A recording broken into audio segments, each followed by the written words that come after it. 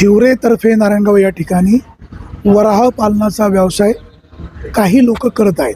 आता त्या वराहामुळं म्हणजे डुकरामुळे शेतकऱ्यांच्या पिकाची नासाडी होते का, किंवा ग्रामस्थांना नेमका प्रॉब्लेम काय आहे, वराह पालन व्यवसाय करणाऱ्या लोकांनी कशा प्रकारची काळजी घ्यायला हवी होती. हिवरे ग्रामपंचायतीनं पोलीस बंदोबस्तामध्ये काही वराह पकडून दिले. नेमका विषय काय आहे, यांची तक्रार काय आहे, आपला समजून घेण्याचा प्रयत्न आहे. आपल्यासोबत हिवरेतर्फे नारायणगावच्या ग्रामपंचायतीचे प्रशासक आपल्यासोबत आहे. बरोबर ना, तुम्ही प्रशासक ना? तर समजून घ्या भाऊ, तुमच्या गावामध्ये जे काही लोक वराह पालनाचा व्यवसाय करतात, म्हणजे डुकरं पाळतात, त्यांचा व्यवसाय नियमित असेल, होत नसेल तर त्यांना नियमित करायला सांगायला पाहिजे. तुम्हाला नेमका त्याचा प्रॉब्लेम काय? नाही वाणी साहेब, खरं तर आहे ना, ज्यावेळेस ग्रामस्थांच्या तक्रारी यायला लागल्या, काय तक्रारी होते?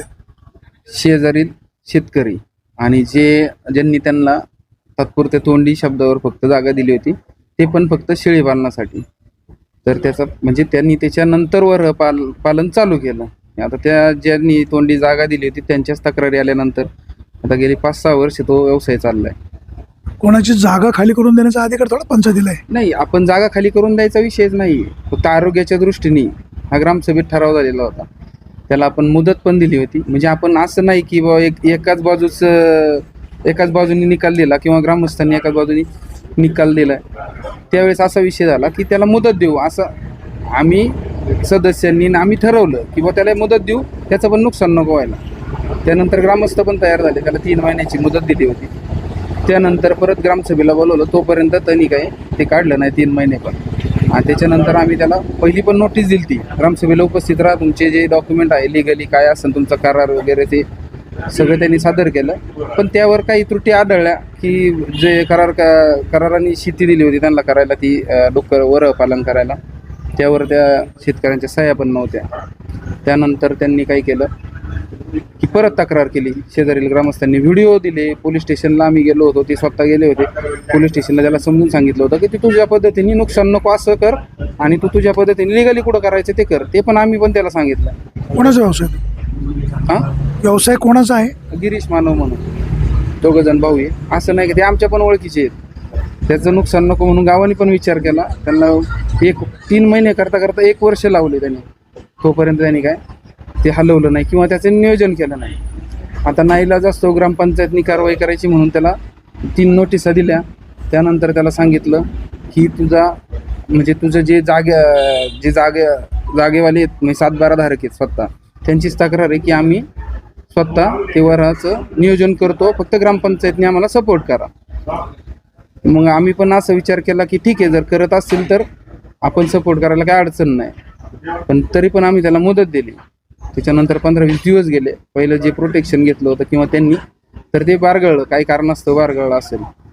आता कदाचित ते काय त्यांनी केलं आम्हाला नाही माहिती. आता ते आम्ही काल बघितलं, त्या गिरीश मानवची बहीण बोलत होती सरपंचांना 20,000 दिले किंवा ते अनपार्लिमेंटली चर्चा नको. नाही ऐका तो विषय. तर मला कदाचित असं वाटतं की ते वरपर्यंत कारवाई थांबवायला किंवा काय करायला त्यांनी तो प्रयत्न केला असेल. प्रयत्न तर करणारच माणूस ना. कदाचित ते त्या महिलेला माहित नसेल. तुमच्या त्या व्यवसायाला विरोध का नियम बाह्य होतो याला विरोध? हा नियम बाह्य विरोध. आता ग्रामस्थांच्या तक्रारी आल्यामुळे आम्हाला त्याच्यावर कारवाई करणे. एकतर त्याचं लिगली NOC नाही आहे ग्रामपंचायतची. आता 7 वर्ष झाले अनलिगली चाललं होतं, तरी पण एवढे 7 वर्ष त्यांनी केला व्यवसाय. तर आम्ही त्याला समंजसपणे सांगत होतो की तू तुझा व्यवसाय चांगल्या ठिकाणी नाही, म्हणजे तिथे घाण होणार नाही किंवा तुला लोकांना अडचण येणार नाही, अशा महाराणात नाही, किंवा पुढे तुला जागा बघ स्वतःची, म्हणजे तिथं अडचण येणार नाही. मग त्यानंतर त्यांनी काही कारवाई आदल्या दिवशी पण आम्ही सांगायला गेलो, ज्या दिवशी कारवाई त्याच्या आदल्या दिवशी पोलीस पाटील होते, आम्ही होतो, ग्रामस्थ होते काही. तर तो काही बोललाच नाही किंवा त्यांनी काही सांगितलंच नाही. नाही म्हटलं तुम्हाला करायची तर करा कारवाई, मी माझ्या पद्धतीने करतो. मग शेवटी मग नंतर तरी तडजोडीने आम्ही प्रयत्न केलाच किंवा त्याला अजून टाईम द्यावा, पण शेतकऱ्यांनी काही ऐकलं नाही. त्यांचं म्हणणं बरोबर आहे, शेवटी त्यांनाच त्रास होतोय. आता आमच्याकडे 1-2 वर्षापूर्वीचे पण व्हिडिओ आहेत. डायरेक्ट ऊस आहे ना, खालून मोठाले ऊस तोडून खालून, आता जी मादी असते ना ती तिकडे जाते पिल्लांना घेऊन. मग ती जोपर्यंत पिल्लं मोठी होत नाही तोपर्यंत फार्ममध्ये येत नाही, तोपर्यंत किती नुकसान करणार आहे. आता शेजारी शेतकरी, आता त्याचा गोठा आहे गायांचा, पॅक बंदिस्त गोठा आहे, मका असेल, मकाचं बारीक कोंब पण खाऊन घेतले, बी खाऊन घेतलंय.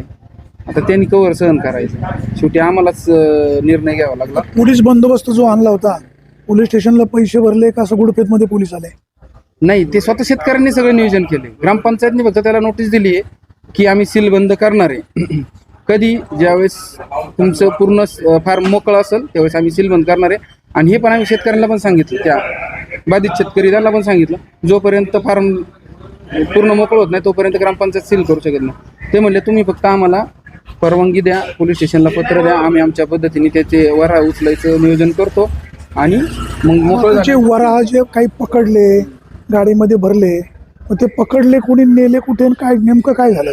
आता तो विषय असा आहे वाणी साहेब, की ज्यावेळेस पकडलं पहिलं आपण त्याला विचारणा केली की तुझं वर कुठं नियोजन करायचे ते सांग, आम्ही तिथं पोच करायला सांगतो. तर त्यानंतर दुपारनंतर ते पावसाचा व्यत्यय आल्यामुळं पूर्ण कारवाई काही झाली नाही. आता ते जेवढे पकडले तेवढे आम्ही त्याला कॉल केले, त्याच्यापर्यंत गेलो पण तो काय आम्हाला भेटला नाही. आमचं काही त्याचं नुकसान करायचं आमचं काही ध्येय नव्हतं. कदाचित ते शेतकरी पण म्हणले तयार झाले नंतर, आणि जे पकडणारे आणले होते ते म्हणले आम्ही लिगली आमच्या पद्धतीने कात्रजच्या जंगलात नेऊन सोडतो. आम्ही विचारल्यानंतर, आणि ते वराह त्यांचे खाजगी ना? हे यांचे खाजगी नाही, हे नेलेले वरा कुठले पण पकडलेले ते कुठे सोडतात, कात्रजला, असं त्यांचं म्हणणं आहे. आणि त्यानंतर आम्ही त्याला 2-3 तास फोन करत होतो, भाऊसाहेब करत होते, ग्रामसेवक, मी स्वतः करत होतो. पोलीस स्टेशनला गेल्यानंतर पण बऱ्याच जणांनी कॉल केला पण त्यांनी काय उचलला नाही.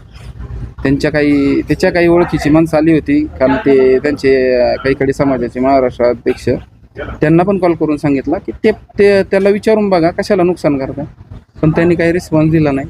शेवटी ते कटाळून 8 वाजता घेऊन गेले आणि त्यांनी असं त्यांचं म्हणणं आहे की आम्ही व्हिडिओ टाकतो तुम्हाला, त्यांनी कात्रजच्या जंगलात सोडले असं त्यांचं म्हणणं. किती वराह त्यांनी पकडून नेले? आता ते भाऊसाहेबांनी पंचनामा केलेला आहे, आम्ही त्यावेळेस पोलीस स्टेशनला होतो. आता पूर्ण पंचनामा झाला. आता काय झाले का पूर्ण कारवाई झालीच नाही पावसामुळे त्याला अंधार पडला आणि त्यात गाडी जात नव्हती, ट्रॅक्टर. कारवाईचा सेकंड पार्ट कधी?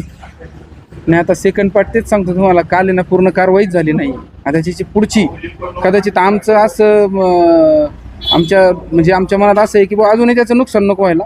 त्याला आव्हान काय आव्हान? तेच आव्हान आहे राहिले ते, म्हणजे अजून नुकसान नको व्हायला, तू तुझ्या पद्धतीने नियोजन कर आणि ते वरा घेऊन जा, हीच माझी त्याला विनंती असेल. आता मला सांगा, परिसरामध्ये शेती आहे, शेतकऱ्याच्या शेतीमालाला बाजारभाव नाही, असं नुकसान झाल्यावर साहजिकच शेतकरी तक्रार करणार. प्रत्येकाला स्वतंत्र व्यवसाय करायला कायदेशीर परवानगी आहे आणि ती जागा भाड्याने घ्यावी किंवा जे काय असं ते त्याचं त्यांनी पाहावं. शेतकऱ्यांना त्रास झाला नाही पाहिजे. बरोबर. तुम्ही त्यांना आव्हान काय कराल?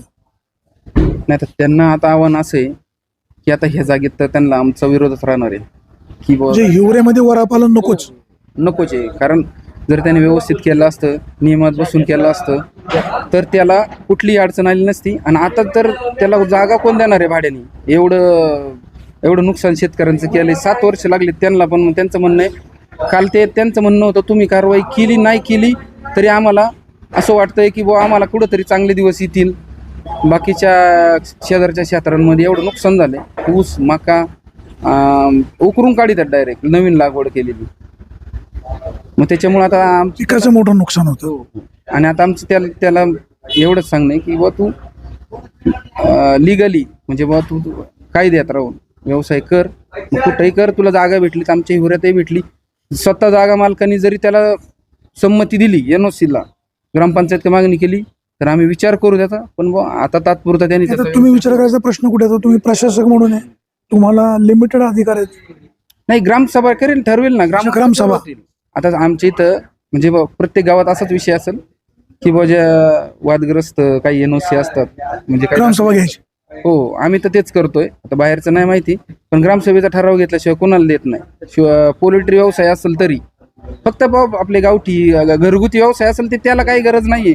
ते त्यांच्या घरातल्या शेजारी गोठा असेल, गावठी कोंबड्यांचा असेल, ते त्यांचं वैयक्तिक आहे.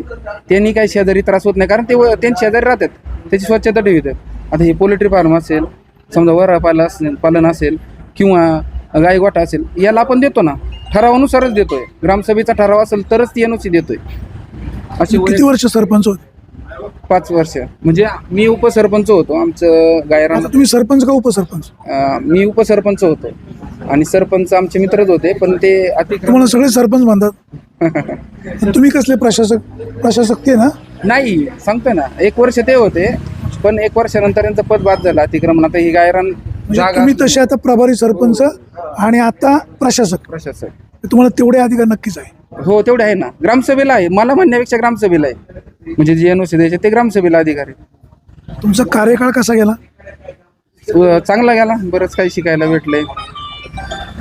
आता काय पुढे सरपंच पद महिला आरक्षित वगैरे ओपन महिला हो काय गृहिणींना उभं करायचं गृहमंत्री? नाही ठीक आहे. जे आता ते काय असतं, शेतकरी कुटुंब असल्यामुळे त्या भानगडीत शक्यतो महिलांनी पडणं मला तरी योग्य नाही वाटत. काय उपसरपंच झाले, प्रभारी झाले, नंतर आता प्रशासक म्हणून तुम्ही आहे, काय फिलिंग होतं तरुणांनी राजकारणामध्ये यावं की नाही यावं? नाही, तरुणांनी उलट राजकारणात आलं पाहिजे. यातली माहिती भेटती, कुठून काय निधी आणताय, म्हणजे ग्रामपंचायत काय प्रयत्न करते हेच कळतंय, कुठून निधी आणायचा हे कळतंय, आणि कोणाकडं जायचं त्या बाबतीत हे पण शिकायला भेटते. पण तुम्ही काय सांगाल आता हे हिवरे गावामध्ये वराह नकोच? नाही ना, कारण काय झालंय, शेतकऱ्यांना त्याचा भरपूर मोठ्या प्रमाणात त्रास आहे. शेतकरी जे शेतात माल पिकवतात त्या पिकाची नुकसान आतोनात होते. त्याच्यापासून फायदा काहीही नाही. म्हणजे मूळतः तिथं असणारे आजूबाजूचे शेतकरी आजूबाजूच्या शेतकऱ्यांना आहे ना पूर्णतः त्याचा त्रास आहे.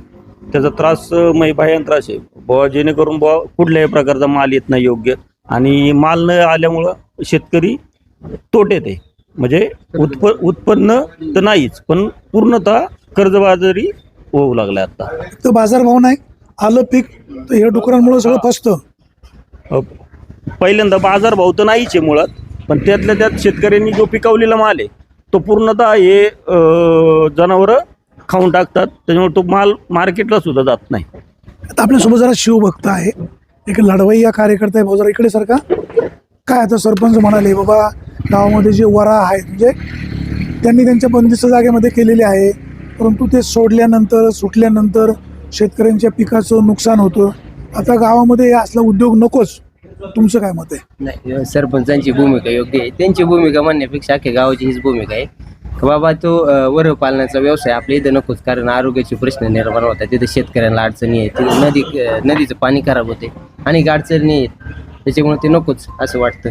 त्यांनी जर सगळं नियमांचं पालन केलं, सगळ्या व्यवस्थित परवानग्या आणल्या आणि शिस्तप्रिय व्यवसाय केला तर?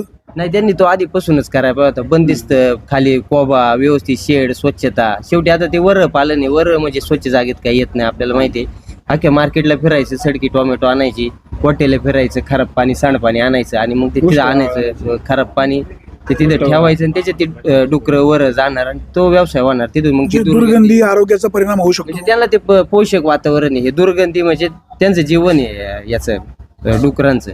ते आपल्याला नाही ना जुळणार. मानव जातीचं आणि डुकरांचं जमन कसं काय? डुकरांनी डुकरांच्या जागेत व्यवस्थित राहून मानवानी मानवाच्या जागेत. जुन्नर तालुका हा बिबट प्रवण क्षेत्र आहे. आता हे बिबट्यांचा बंदोबस्त करण्यासाठी विद्यमान आमदारांनी प्रयत्न केले. आता निवारा केंद्र आपल्याकडे वाढणार आहे. 1000पेक्षा अधिक बिबटे बंदिस्त होणार आहे भविष्य काळामध्ये. बिबट सफारी प्रकल्प सुद्धा होणार आहे. जेव्हा होईल तेव्हा होईल. तुम्ही मागे आंदोलन केलं होतं, काय झालं पुढे? नाही, आता आंदोलन केलं पण पुढून जर दादाच येत नाही. आपले दादा फक्त करू करू करू भविष्याच सांगतात, वर्तमानात काही चालूच नाही. तुमच्या आंदोलनाचं काय, तुम्ही दिलेलं जनतेला शब्दाचं काय? नाही, आम्ही सांगितलंय ना, जर चुकून काय झालंच आपल्या तालुक्यात होऊ नये अशी प्रार्थना करू. 100%. पण जर चुकून काय झालंच असं कुणाच्या जीविताला आणि आपण परत उतरणारच आहे रस्त्यावर. पण ते परत पिंजऱ्यात जाऊन बसणार. पिंजऱ्यात नाही. आता सांगितलं ना तुम्हाला, आणि आपण बऱ्याच वेळा तुम्हाला सांगितलं, ते आर आणि पारचं युद्ध असेल त्यावेळेस. आर आणि पार. बिबट्या राहील नाही तर मी राहील असं काही? दादांनी हा सांगितलंच होतं ना. दादा तसेच म्हणले ना, एक तर मी राहीन नाही तर बिबट्या राहीन. आता दादा राहिले बिबटे राहिले. तुमचं काय होणार? आमचं म्हणणं आहे, दादानी उलट थांबावं. दादा आमदार म्हणून चांगलेच आहे, आपलं भाग्याचे. पण ते बिबटे घालवायसाठी त्यांना आपण आमदार केलं ना. त्यांनी आंदोलन केलं 2-2.5 दिवसाचं काहीतरी उपोषण. ते सगळं बघून त्यांचा प्रचाराचा मेन विषयच हा होता की बिबटमुक्त जुन्नर तालुका, बिबटमुक्त शिवजन्मभूमी आपण करणार आहे. पण आता जवळजवळ 2 वर्ष होत आले, परंतु बिबट काही जाताना दिसत नाही आपल्याला. हल्ले वारंवार चालूच आहेत. हिवरे गावामध्ये वराहाच्या उपद्रवाने शेतकरी त्रस्त आहे. जे कोण मानव नावाचे गृहस्थ आहेत त्यांनी नियमाला अधीन राहून संबंधित विभागाच्या परवानग्या घेऊन ते व्यवसाय खाजगी जागेमध्ये करू शकतात. परंतु ते करत असताना इतरांच्या आरोग्यावर परिणाम होणार नाही, शेतीचं नुकसान होणार नाही, अशा प्रकारची काळजी घ्यायला हवी होती, परंतु ते घेता आलं नाही. आता आमच्या गावामध्ये असला उद्योग नको असं ग्रामस्थांचं म्हणणं आहे. संबंधित व्यवसायधारकाला आपली विनंती अशी आहे, कायद्याची परवानगी घ्या, नियमानं तुम्ही तुमचं कामकाज करा. ठीक आहे, इथे नाही तर दुसऱ्या गावात कुठे हलवायचा व्यवसाय तो हलवा, परंतु लोकांच्या आरोग्यावर विपरीत परिणाम होणार नाही, शेतकऱ्यांच्या पिकाचं नुकसान होणार नाही, अशा प्रकारचा तुमचा व्यवसाय करा. अन्यथा तुम्ही कुठेही व्यवसाय शिफ्ट केला तर अशा प्रकारचं आंदोलन होऊ शकतं. सुरेश वाणी, विघ्न टाइम्स, हिवरेतर्फे, नारायणगाव.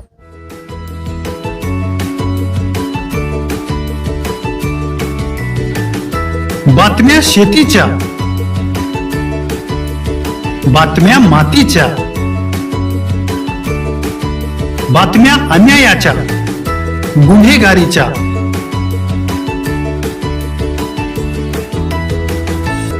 राजकारणाच्या आणि समाजकारणाच्या, शोषणाविरुद्ध बुलंद आवाज, जनसामान्यांच्या हुंकाराची गाज, सत्कार्याला प्रोत्साहन, दुष्कृत्याला अनुशासन, निर्भीड, निस्पृह, सडेतोड, बेधडक आणि रोखटोक म्हणजेच विघ्नहर टाइम्स. शोध बातमीचा, ध्यास सत्याचा. आपलं चॅनल, आपली बातमी. सबस्क्राईब तर कराच, पण बेल आयकॉनवर क्लिक करायलाही विसरू नका.